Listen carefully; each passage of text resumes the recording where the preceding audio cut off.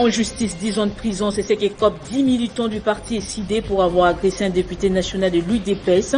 Une justice instrumentalisée selon le parti de Martin Fayoulou qui refuse d'y céder. Ukraine, le centre-ville Kharkiv, deuxième ville du pays, a été bombardé par des troupes russes. Plusieurs autres villes sont encerclées. Un convoi militaire de 60 km de long s'approche de la capitale Kiev. Et puis en sport football, barrage mondial 2022, le gouvernement s'active pour la qualification des Léopards. Hier, le Premier ministre a présidé une réunion préparatoire avec les parties concernées. Tous les moyens sont mis en place. Nouveau journal sur Télé 50, bienvenue à tous. 10 militants du parti politique Engagement pour la citoyenneté et les développements sont condamnés à 10 ans de prison pour avoir agressé un député national de l'Union pour la démocratie et le progrès social. Verdict rendu par les tribunaux des grandes instances de Ndjili. Le parti de Martin Fayoulou à travers un communiqué, pense que c'est l'instrumentalisation de la justice en République démocratique du Congo. Jean Téléphone, Prince Epengue, cadre la plateforme Lamouka, déclare que la procédure judiciaire a été entachée d'irrégularités. Selon lui, Lamouka ne va pas céder à ce genre de pression du parti au pouvoir. On l'écoute. La justice n'a pas condamné. C'est plutôt l'injustice qui a triomphé. Il n'y a pas eu procès. Il y a eu plutôt règlement des comptes. Un complot qui sent l'union sacrée. Un complot qui sent les magouilles, les traquenards et les mensonges des Tchilingélou. Mais la Mouka ne va pas céder. Les militantes et militants de la Mouka, de l'ICD, de la DD Congo et autres ne vont pas céder. C'est la provocation. On nous a étalé un monsieur député national d'UDPS qui aurait été tabassé par 10 militants de la Mouka. Mais quand vous regardez qu'il avait ses lunettes propres, et il était dans un état impeccable, comme s'il sortait d'une maison, je ne sais pas si de couture. Les juges qui a instruit l'affaire, de manière bâclée. Quand les avocats de la Mouka ont exigé à ce qu'un médecin vienne expertiser, évaluer les blessures, ou les prétendues blessures, les juges ont refusé. Quand les avocats de la Mouka ont exigé qu'il y ait une descente sur le terrain pour que la confrontation soit faite et que les témoignages soient recueillis sur le terrain au quartier 3, les juges, toutes les demandes des avocats de la Mouka ont été rejetées par les juges. Et les juges ne retiennent que les accusations des coups de blessures avancés par les députés de l'IDPS. Et puis les opérations de traque de groupes armés en Ituri deviendront de plus en plus intenses. Question de venir à bout de ces hors-la-loi. En plus, plusieurs projets de développement vont être entrepris dans les prochains jours afin de dissuader les jeunes à ne pas adhérer dans des mouvements insurrectionnels. L'annonce a été faite ce mardi 1er mars par le gouverneur militaire de l'Ituri au cours d'une conférence de presse qu'il a tenue à son arrivée à Bunia au retour d'une mission de 11 jours à Kinshasa. Ainsi, le lieutenant général Luboya Kashamajoni appelle ses administrés à l'unité et à soutenir les forces armées.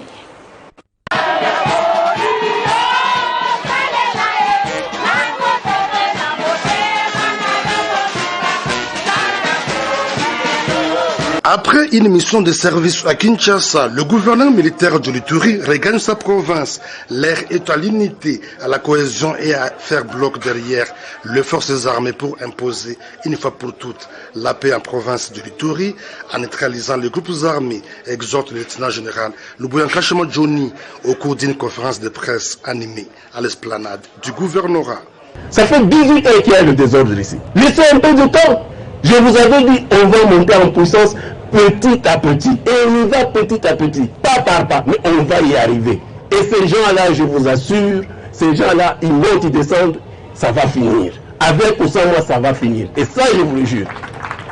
Des opérations de traque de groupes armés vont s'intensifier, rassuré par la même occasion le lieutenant-général Luboyanka Chamadjoni. À cela s'ajoute la réalisation de nombreux projets de développement en Ituri, a-t-il annoncé.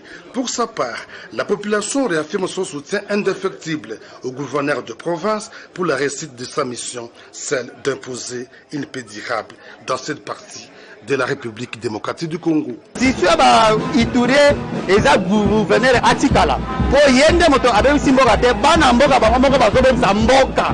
Tozo zela kimia toza vraiment impatient biso bana ya Ituri ba politicien wana batika ba manipulation ya pamba wana ezo faire avancer province. Une conférence de presse animée quelques heures après son arrivée à Bunia, où Enaké digne de son rang lui a été réservé par la population de l'Ituri, ravi de voir le gouverneur militaire revenir dans son entité pour mener à bien la mission de neutralisation des groupes armés lui confiée par le commandant suprême de forces armées, le chef de l'État, Félix Antoine Tshisekedi Tshilombo.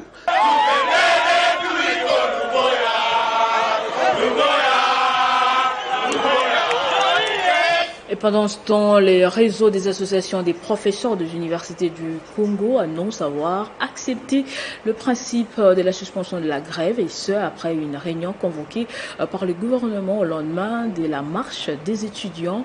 Mais les discussions n'y sont pas encore achevées. Un communiqué final devait être sanctionné. Les négociations dans la soirée de ce mercredi. Commentaire de Gaëtan Kobaboran de Chiguéré.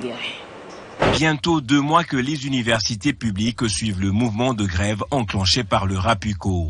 Le réseau des associations des professeurs d'université du Congo a déjà prolongé à 2 reprises son moratoire, s'indignant de la froideur avec laquelle le gouvernement a reçu ses revendications. En début de cette semaine, les étudiants d'une université et d'un institut supérieur étaient dans la rue pour réclamer la reprise des cours. Dans la foulée de la protestation, le ministre de l'Enseignement supérieur et universitaire a rassuré qu'il n'y aura pas d'année blanche cette année.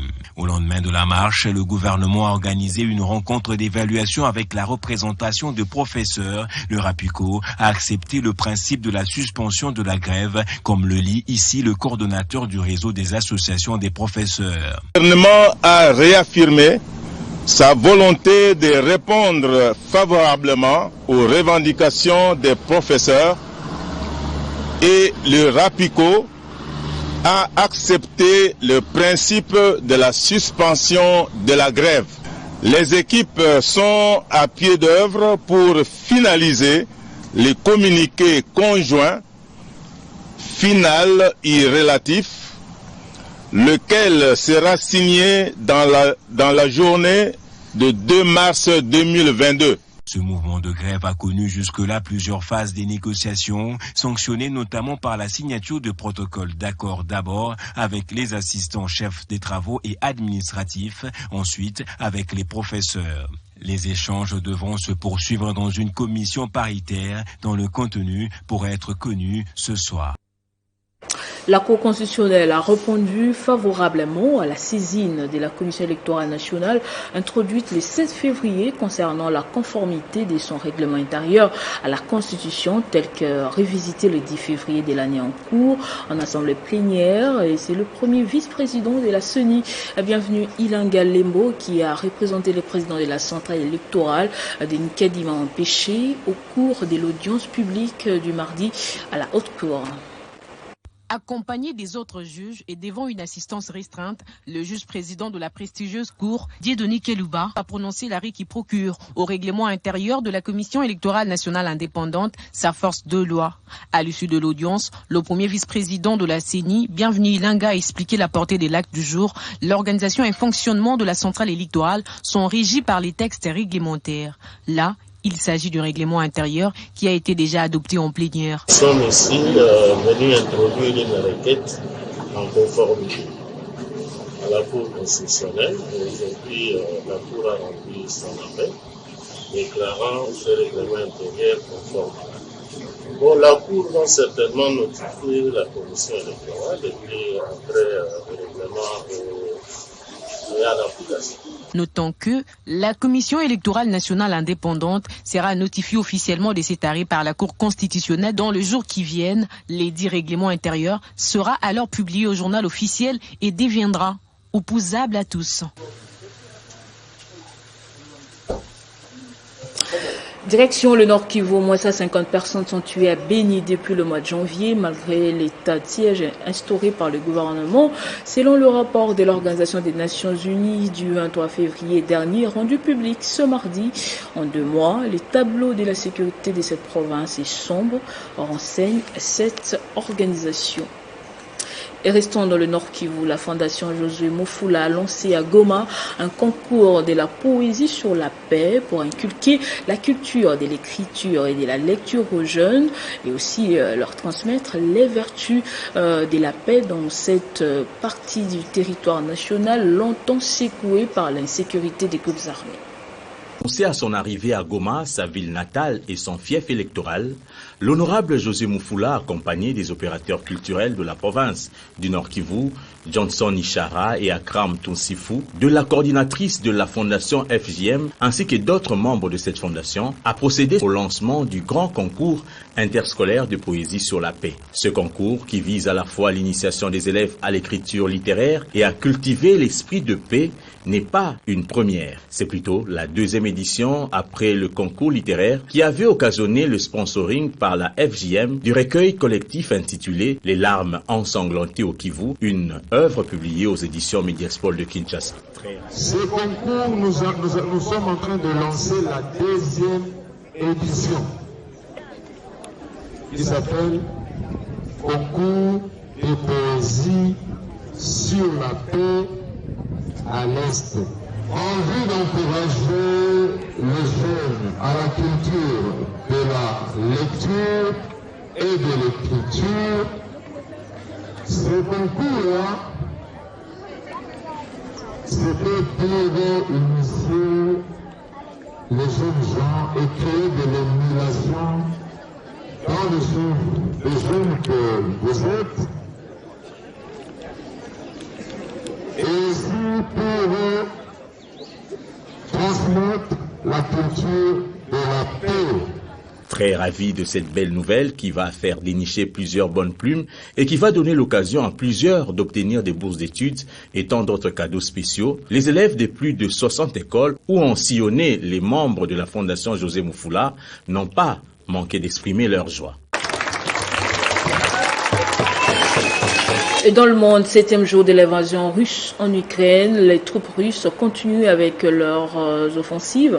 Hier, elles ont bombardé le centre-ville de Kharkiv, 2e ville du pays, après avoir encerclé plusieurs autres villes. Un convoi militaire de 60 km de long s'approche de la capitale Kiev.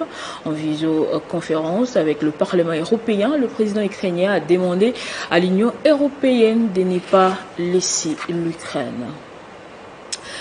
Et du sport à présent, on va parler football. Préparatif barrage des éliminatoires au Mondial 2022. Le gouvernement de la RDC a mis toutes les batteries en marche pour la qualification des Léopards au Mondial qui va se dérouler justement au Qatar. Et hier, le Premier ministre a tenu une réunion avec la Fédération congolaise de football association, les ministères des sports et les autres ministères concernés pour les réglages avant le match RDC-Maroc prévu à Kinshasa le 25 mars en cours.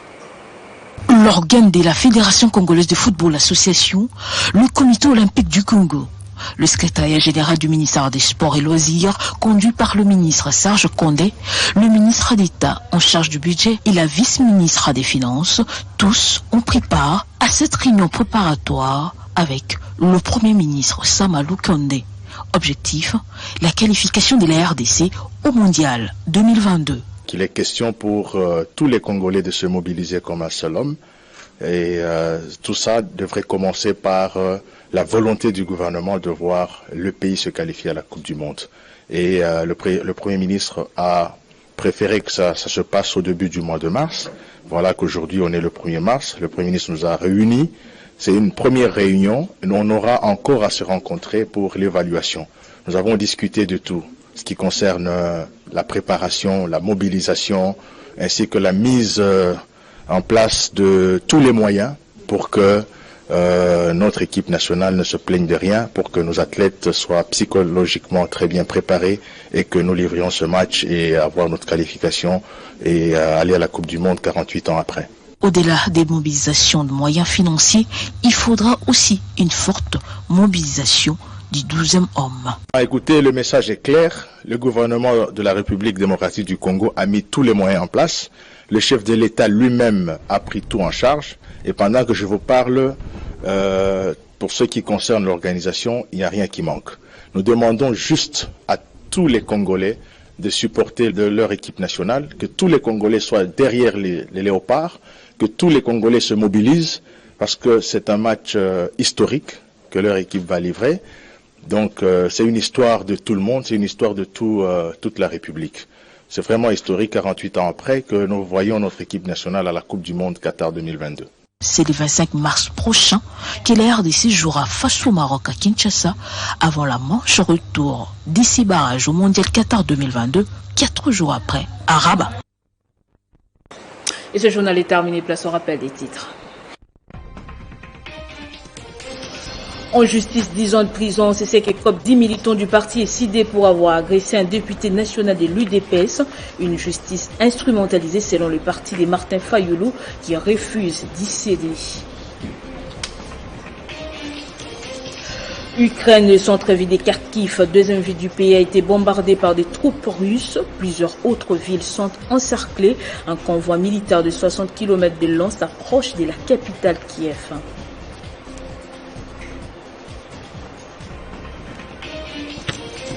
Et puis en sport, vous avez suivi football, barrage mondial 2022, le gouvernement s'active pour la qualification des Léopards. Hier, le Premier ministre a présidé une réunion préparatoire avec les parties concernées. Tous les moyens sont mis en place. Restez avec nous tout de suite, c'est la revue de presse.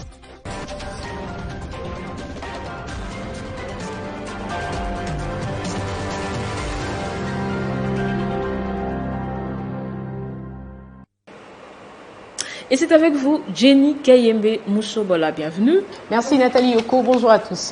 Plusieurs journaux et sites parus ce matin dans la capitale reviennent sur la rencontre d'hier entre Félix-Antoine Tshisekedi et Adama Barrow. Effectivement, après le président turc, c'est au tour du président gambien Adama Barrow que Félix Tshisekedi signe le retour de la République démocratique du Congo sur la scène diplomatique africaine pendant que le monde est secoué par les conflits inter-européens. Les deux hommes se félicitent des avancées significatives en rapport avec la démocratie dans leurs pays respectifs, rapporte econewsrdc.com.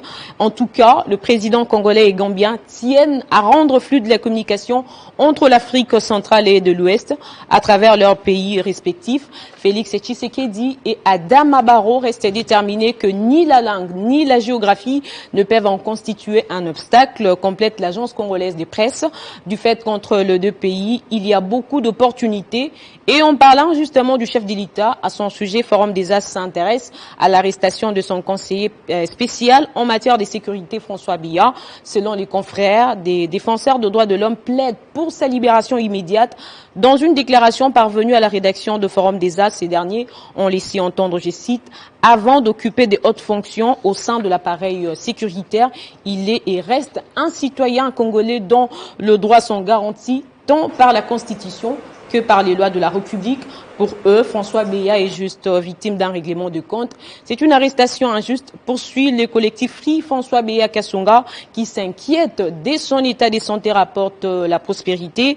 Et par ailleurs, il a par ailleurs rappelé au chef de l'État ses promesses faites lors de son accession au pouvoir sur la suppression des cachots de l'ANR qui se transforment en police politique du pouvoir en place. Et cette fois-ci, prenons le troisième journal de notre revue de presse de ce mercredi. Il s'agit de La Transparence, qui titre Union sacrée, Moïse Katumbi joue et perd ses pions. Malgré ses récentes sorties médiatiques et consultations, l'homme des cachots boués reste flou dans sa position sur son appartenance à la nouvelle majorité parlementaire autour de Félix Tshisekedi. En tout cas, jusque-là, son parti restait membre de l'Union sacrée et certains membres du gouvernement issus de son parti politique réaffirment leur soutien au chef de l'État. Tout à fait, autre chose à présent, Jenny, érection d'un barrage sur la rivière Loufira, située entre Lubumbashi et Kolwezi. Le projet suscite déjà des conflits. Tout à fait. Certaines ONG affirment que la construction du barrage sur la rivière Loufira à 30 km des chutes des Kubo, 300 km des chutes de Lubumbashi et 200 km des Kolwezi aura des impacts négatifs sur l'environnement, rapporte le Grand Journal. Entre-temps, il y a un groupe de scientifiques qui ont mené des études environnementales sur les lieux pour savoir si c'est possible de concevoir ce projet sur les lieux ou non. Ces derniers affirment que les allégations des ONG sont sans preuve irréfutable. L'objectif de ces barrages est, selon la société Kipaya d'Eric Munga et ses partenaires, de fournir l'électricité aux sociétés minières de Lualaba et du Haut-Katanga afin de favoriser le traitement des minéraux. Et pour ces scientifiques, c'est une bonne nouvelle du fait que le pays fait face à un grand défi du développement qui est celui des manques d'énergie. Ce projet va également contribuer à la lutte contre le chômage et à l'amélioration des conditions de vie de nos communautés locales. Pour eux, c'est un projet qui s'inscrit dans le cadre du développement du projet de développement des 145 territoires initié par le chef de l'État. Merci Jenny pour tous ces détails. Merci à vous autant, Nathalie. Merci également à vous de nous avoir suivis de partout. L'information reste en continu et à temps réel sur votre télévision.